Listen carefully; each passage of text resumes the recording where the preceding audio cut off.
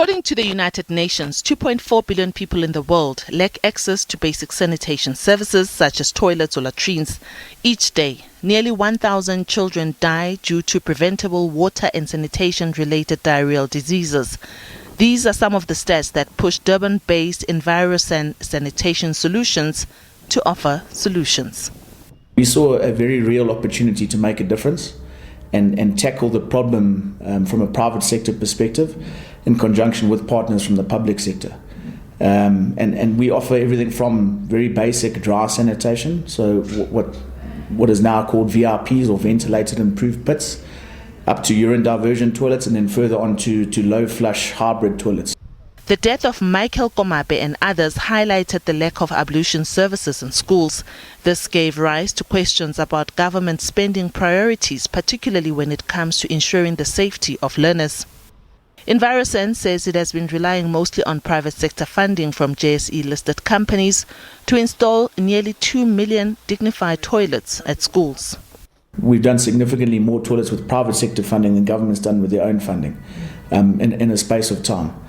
Often, and when I say often, I mean 99% of the times at half the rate of what government pays for often very undignified and simple sanitation solutions, and massively quicker as well. So, we just finished 2 schools that each had 20 toilets installed, so 40 toilets at 2 schools in a matter of 2 weeks. Often government contractors would take them 6 months at vastly inflated rates to be able to roll out something similar. Water scarcity affects more than 40% of the global population and is projected to rise. Experts say South Africa is fast approaching water scarcity. A Pretoria-based business, Liabo says as the world evolves, so should innovation in sanitation. The programs to eradicate the pit latrine systems factors that the user should put in a urinal element. With our case is that why don't we put in a urinal that has a basin already? One, we are addressing the hygiene element, the urinal element, and equally water-saving element. And equally, we are eradicating the pit latrine systems. So not only are we eradicating the pit latrines, but now we are introducing new innovative technology that the users and the users at the school are ready to implement and adapt to. Mpete says their innovation does not only have water preservation as one of its core elements, but also conserving the environment played an important part by manufacturing their units using plastic.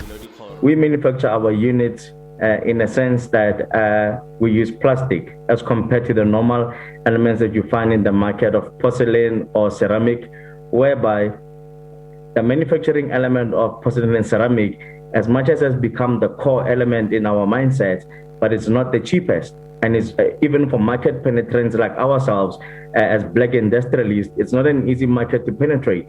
But we find that with the usage of plastic, we are able to manufacture, we are able to amplify and capacitate ourselves. And equally now, with an added advantage, plastic being on the rise of increasing pollution, why not manufacture toilets in recycled plastic? And that way, it's a closed-loop solution. Lewis urges government to consider other innovations and solutions currently in the market that don't cost an arm and a leg. I'm not for 1 second suggesting that our solution is the only solution.